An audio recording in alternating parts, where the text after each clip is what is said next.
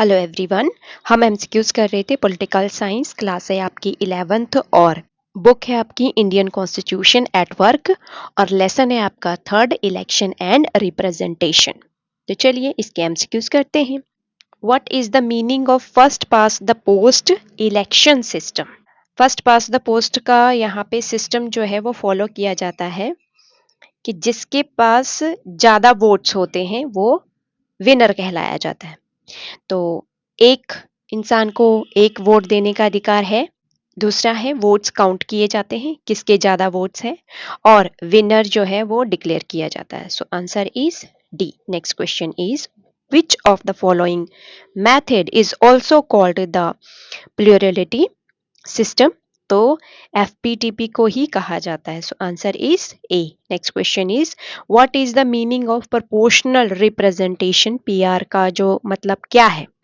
Proportional representation is voting system. ये voting system है where the number of seats a political party gets in all election matches the percentage of votes they receive. यहाँ पे percentage को ज्यादा महत्व दिया जाता है। मान लेते हैं कि 50% वोट मिले हैं ए कैंडिडेट को, तो उसको 50 सीट्स जो है पार्लियामेंट में मिल जाएंगी। बी को मिला है 20%, तो उसी हिसाब से 20 सीट्स पार्लियामेंट में उसको मिल जाएंगी। सी को मिला है 10%, तो उस हिसाब से 10 सीट्स उसको पार्लियामेंट में मिलेंगी। लेकिन पीआर सिस्टम में ये होता है कि 4% तो लाने ही पड़ते हैं ताकि 4 सीट्स उनको पार्लियामेंट में मिले। नेक्स्ट पॉइंट है it's all about fairness. Fairness के बारे में है ये कि जिसको भी जो भी पार्टी अच्छी लगती, छोटी पार्टी अच्छी लगती है जिनको, तो वो छोटी पार्टी को दे सकते हैं ताकि वो रिप्रेजेंट कर सके अपने इलाके को। ठीक है, एवरी वोट काउंट्स और हर एक वोट काउंट होता है और स्मॉलर ग्रुप के लिए ये एक फेयर का काम करता है कि हाँ, छोटे जो ग्रुप है, मान लेते 10% भी जो है विन करके आए हैं, वो भी रिप्रेजेंट करेंगे पार्लियामेंट में, वो भी अपनी आवाज रखेंगे पार्लियामेंट में, वो भी अपने इश्यूज को रखेंगे, फिर उसके बाद उसका सल्यूशन भी पालेंगे। So answer is C. Next question is which of the following countries follow the PR system in the election? तो इजराइल और न्यूजीलैंड का मेंशन आपकी एनसीईआरटी के बुक में लिखा गया है। मैं आने वाले वीडियो में इसको और भी क्लियर करवा दूंगी। नीदरलैंड भी है, बहुत सारी यूरोपियन और कंट्रीज भी हैं। So answer is D. Next question is main point related to FPTP first past the post election system. First point ही इसमें है, पीआर सिस्टम में तो ये देखा जाता है कि परसेंटेज को देखा जाता है, एफपीटीपी पे परसेंटेज को नहीं देखा जाता है।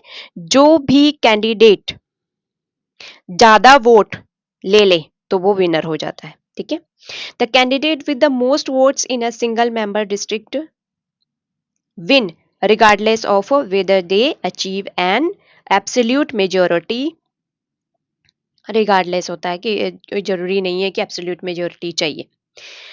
नेक्स्ट है each voter cast one vote for candidate in their constituency. Third point है स्ट्रेट फॉरवर्ड है, ये सिंपल है। एग्जाम्पल के लिए अगर हम देखें तो यूनाइटेड किंगडम में या कनाडा में ये फॉलो होता है लेजिस्लेटिव इलेक्शन के लिए। ये इजी होता है किसके लिए? वोटर्स के लिए, क्योंकि परसेंटेज में हम देखते हैं कि पहले परसेंटेज निकालो, फिर कितने लोग आएंगे, 10% में कितने लोग आएंगे, या इस हिसाब से परसेंटेज वाला हिस्सा नहीं है, मतलब मैथमेटिकली कुछ नहीं है इसमें। तो ये है जिसके ज्यादा वोट वो winner. So answer is E. Next question is main point related to proportional representation PR system of election. तो मेन पॉइंट ही मैंने यहाँ पे बताए हुए हैं। तो फर्स्ट पॉइंट है PR system aims to mirror the diversity of opinion in society. अब ऐसा तो है नहीं कि हर कोई बीजेपी या फिर उसको वोट दे, कांग्रेस को वोट दे। लोग अपने रीजनल लेवल पे भी वोट देना चाहते हैं, ठीक है, पर लेकिन भारत में पीआर सिस्टम इतना लागू नहीं होता है। इज़राइल में देख लो या और यूरोपियन कंट्रीज़ में देख लो, तो वो ये कहते हैं कि रीजनल इलाके में जो छोटी सी छोटी पार्टी भी होगी जिसने 4% भी वोट ले लिए हैं, तो वो भी रिप्रेजेंट करेगी किसको? अपने ही इलाके को पार्लियामेंट में। नेक्स्ट पॉइंट है, it's used in a place like Israel, Germany and many European countries used to give a fairer voice to all। सबकी आवाज पार्लियामेंट में बिना किसी डिस्क्रिमिनेशन से वो वहां पे अपनी आवाज रख सकते हैं। So answer is C. Next question is, which of the following election system works in the Rajya Sabha elections in India? तो PR सिस्टम भारत में जब राज्यसभा के लिए मेंबर चूज किए जाते हैं, विधानसभा से ही किए जाते हैं, तो वो किस तरीके से वहां पे इलेक्ट होके आते हैं। So answer is A. Next question is, what is the election system in our Rajya Sabha? तो पहला पॉइंट है टोटल वोट्स पोल्ड, जो वैलिड वोट होते हैं, टोटल मेंबर कितने मेंबर को चूज करके वहां पे भेजना है, +1 का फॉर्मूला लगाया जाता है ताकि पक्का किया जाए। ये तो परमानेंट ही है कि +1 का फॉर्मूला लगा के उसको आगे भेज दिया जाता है कि ये कैंडिडेट वैलिड है और इसको हम भेज रहे हैं आगे। तो जैसे मान लेते हैं कि 200 है किसी भी स्टेट में, ठीक है, और 4 कैंडिडेट यहाँ पे इलेक्ट होने हैं, एक और कैंडिडेट को मतलब यहाँ पे +1 रखा जाता है, फिर ब्रैकेट के बाहर फिर +1 रखा जाता है। ये तो जोड़ने के लिए रखा जाता है। अगर डिवाइड कर लिया है तो 40 आ गया, फिर उसके बाद +1 आ जाएगा, यानी कि 41 वोट जिसको मिल जाते हैं वो कैंडिडेट सेलेक्ट हो जाता है। थर्ड पॉइंट है the single transportable vote system STV followed by a Rajya Sabha election. यहाँ पे आपसे पूछा जा सकता है कि STV की फुल फॉर्म क्या है, तो याद रखिएगा। सो answer is D. Next question is, what is the meaning of total votes polled? Total votes polled का मतलब होता है, so answer is the total number of valid votes cast by MLAs, member of legislative assembly in the election, क्योंकि state से ही राज्यसभा में भेजे जाएंगे member. So answer is B. Next question is, what does +1 at the end of the PR formula mean? इसका मतलब ये होता है, दिस इंश्योर द कोटा दिया जाता है is a whole number slightly above the bare minimum, guaranteeing that the candidate must have sufficient support to justify election.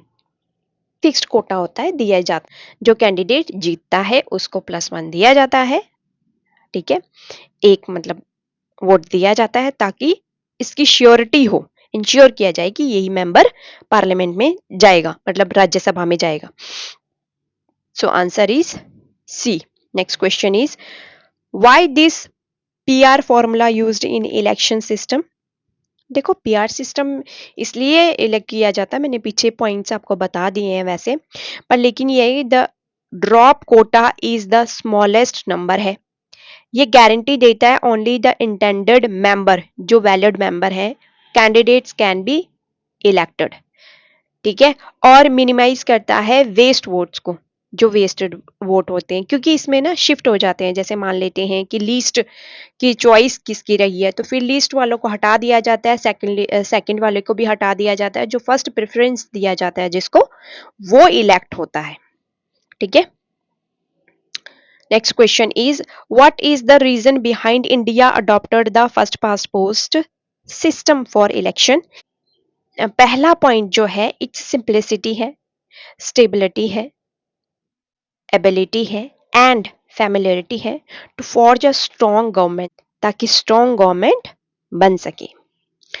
Second point है British legacy, India is a diverse, और diverse भी है India. C point है geographical representation है इसमें, federal balance रखने के लिए भी जरूरी है ये। So answer is D. Next question is, how many seats are reserved for scheduled caste in Lok Sabha? तो लोकसभा में 84 सीट्स हैं इनकी। So answer is A. तो ये थे आपके कुछ इंपॉर्टेंट क्वेश्चन, बाकी मैं आने वाले वीडियो में करवा दूंगी। चलिए, thank you everyone, stay blessed, जय हिंद।